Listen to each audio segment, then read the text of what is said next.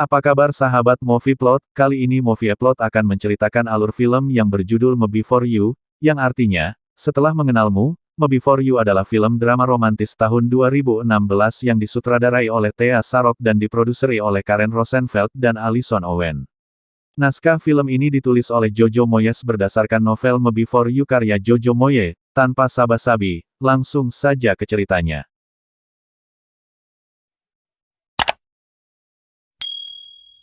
Scene berawal dari seorang pria bernama William Traynor atau Will, Sam Claflin, seorang eksekutif muda yang berperawakan gagah dan sukses dalam karir.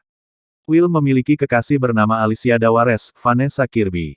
Hubungan keduanya baik-baik saja. Will dan Alicia kerap menghabiskan waktu bersama, seperti pada hari itu. Namun, kebersamaan mereka terhenti karena Will harus bekerja. Will berniat pergi menggunakan sepeda motor tapi niatnya harus urung karena di luar sedang hujan lebat. Lelaki itu pun memilih pakai taksi. Saat hendak menghampiri taksi yang ada di seberang jalan, dari arah samping melintas pengendara motor berkecepatan tinggi yang seketika menabrak Will.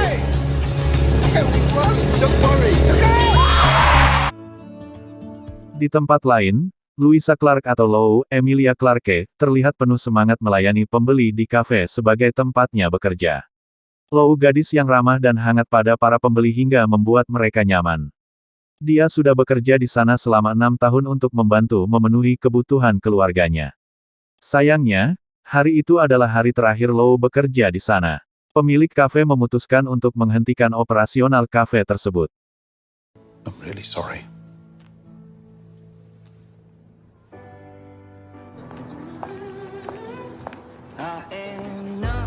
Lou tampak sedih sekaligus bingung karena dirinya adalah tulang punggung keluarga. Sang ayah tidak bekerja sehingga hanya dia yang mengupayakan segala sesuatunya.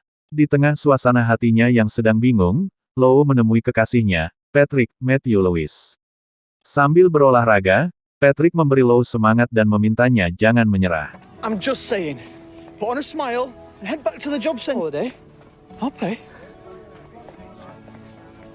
Patrick lalu menyarankan Lou untuk mendatangi pusat lowongan kerja. Sesampainya di sana Lou yang hanya memiliki sedikit pengalaman dan keahlian ditawari pekerjaan sebagai perawat. Bukan sembarang perawat, karena Lou harus menjadi perawat sekaligus pendamping bagi seorang lelaki dewasa difabel. Pekerjaan tersebut hanya berlangsung selama 6 bulan, walau demikian Lou begitu semangat. Eating skills.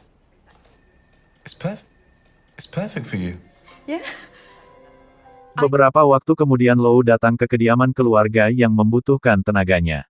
Gadis itu sengaja berpenampilan rapi dan berbeda dari biasanya karena yang akan dia temui adalah keluarga kaya raya.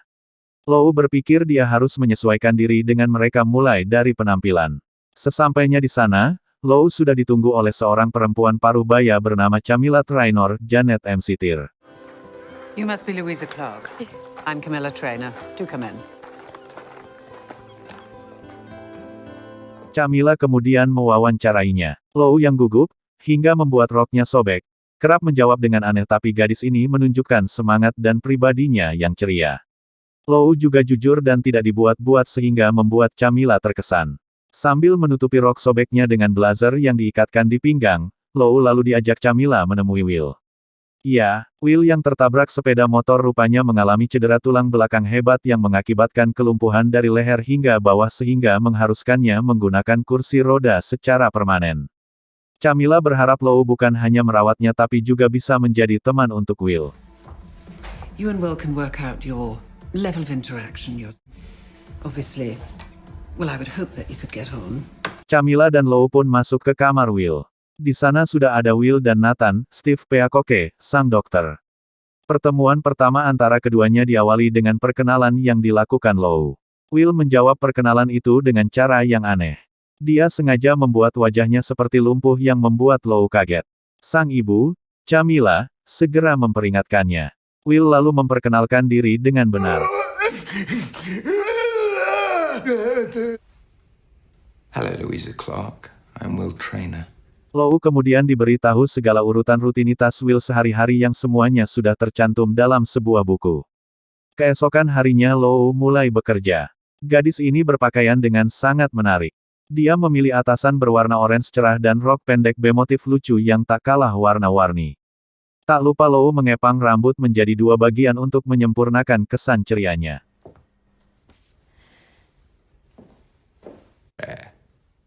What do you usually do? I didn't do anything, Miss Clark. Setiap hari Lou tanpa lelah menyapa Will. Dia pun datang selalu dengan pakaian berwarna cerah. Walau tanpa reaksi yang berarti dari Will, Lou tetap berusaha mendekatinya. Gadis tersebut mengesampingkan rasa segan, malu hingga setelah 10 hari kerja di sana, gadis tersebut mulai merasa kesal. Sikap dingin Will berlebihan dan dia merasa diperlakukan sebagai orang bodoh. Lou menceritakan kekesalannya pada sang adik, Trina Jenna Coleman. To be fair, you are pretty stupid. Yeah, but he doesn't know that yet. Like that with everyone. Until he knows whether they're going to stick around. I mean, it's only been 10 days. Keesokan harinya Will kedatangan Alicia dan Rupert, Ben Lloyd Hughes.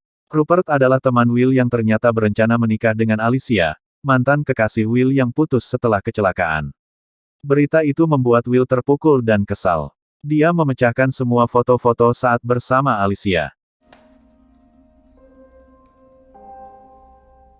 Move until I've cleaned that up, because I've got no idea what I'd do if you pop a tire. Cerita berlanjut saat Will mengejutkan Lou karena mengajaknya nonton sebuah film asing yang teks terjemahannya tidak dia mengerti. Walau begitu Lou tetap memerhatikan dengan seksama. Setelah film berakhir, Will mengajak Lou berdiskusi mengenai jalan ceritanya. Well, they could have left. They chose to stay. Yeah, no, I get it. Being there gave them, but that's... But you don't agree. What? To sacrifice themselves like... Dari sana, Will terlihat mulai terbuka dan melunak terhadap Lou. Keduanya lalu berjalan-jalan di taman sambil berbincang mengenai hidup Lou. Will berjalan menggunakan kursi roda otomatisnya dan Lou berada di sampingnya. Esok hari, Lou mengantar Will ke rumah sakit, sebuah rutinitas yang dilakukan Will setiap 6 bulan sekali. Pada saat itu juga Lou mengetahui bahwa cedera tulang belakang Will tidak akan sembuh. Body no longer works below you. Yeah, but he's still trying, right? Slight movement in his thumb and finger. Then the first bout of pneumonia hit. Gadis itu kembali masuk kerja keesokan harinya tapi dia kaget karena kondisi kesehatan Will terlihat drop. Lou cemas dan segera menghubungi Nathan. Kejadian tersebut membuat Lou tidak tega jika harus pulang meninggalkan Will. Dia pun tetap di sana walau sudah saatnya pulang. Hingga suatu hari Lou mendengar kedua orang tua Will tengah mendebatkan nasib anaknya. Camilla, he meant it. You know that. Now this way we can be He gave me 6 months. We can still persuade him. Lou akhirnya tahu bahwa mereka telah mendaftarkan Will ke sebuah dignitas di Switzerland untuk assisted suicide atau bunuh diri dengan izin dan pengawasan, karena mereka dan Will tahu bahwa dia gak akan bisa sembuh. with him, supporting him, loving him. He's my son! Yes, he's my son too! It's his choice. This is what he wants. Lou pun nampak sedih saat mengetahui hal itu. Pasalnya dia merasa bekerja hanya menemani sisa hidup orang yang ingin bunuh diri. Lou pun langsung menemui adik We perempuannya. need the money, but this is horrible. I'm basically just on... I am not going back. Yeah. What? Lou, you can't leave him. Adik Lou menyuruhnya untuk mengembalikan semangat hidupnya Will agar dia mengurungkan niat bunuh diri. Kemudian dia pergi menuju perpustakaan dan membaca banyak buku mengenai bagaimana cara untuk membuat seseorang yang sakit bisa mempunyai motivasi untuk hidup. Dia kemudian mengajak Will Trainor nonton balapan kuda, menonton konser musik dengan tujuan agar Will mengurungkan niatnya untuk tidak melakukan hal itu.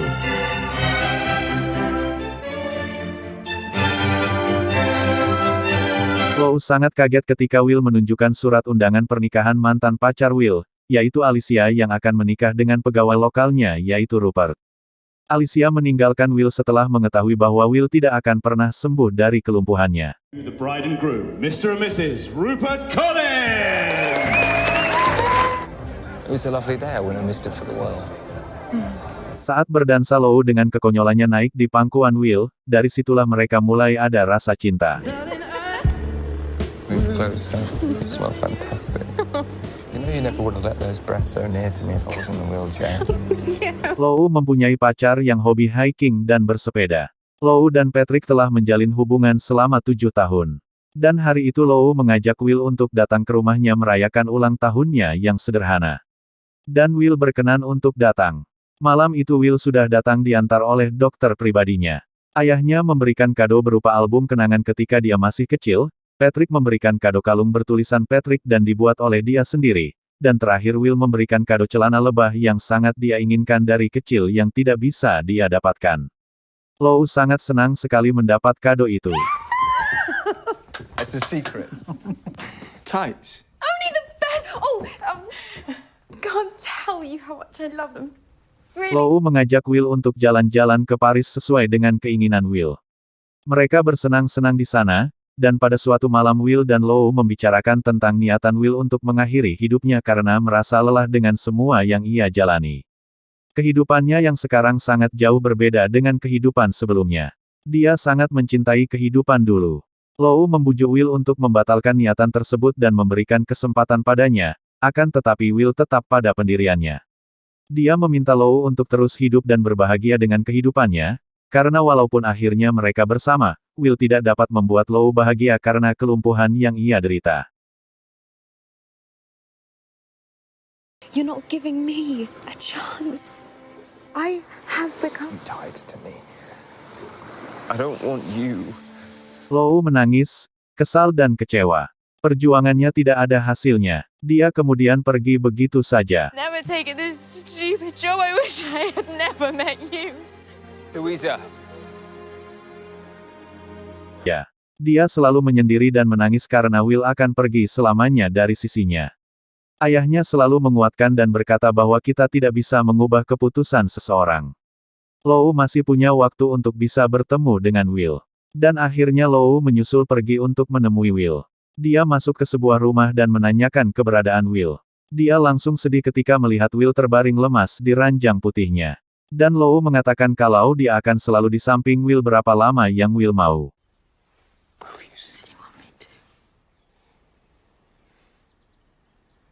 Scene berakhir saat Lou berada di sebuah kafe dan sedang membaca surat dari Will yang isinya adalah Will meminta maaf telah meninggalkannya dan ingin Lou terbang bebas dan dapat menikmati hidupnya.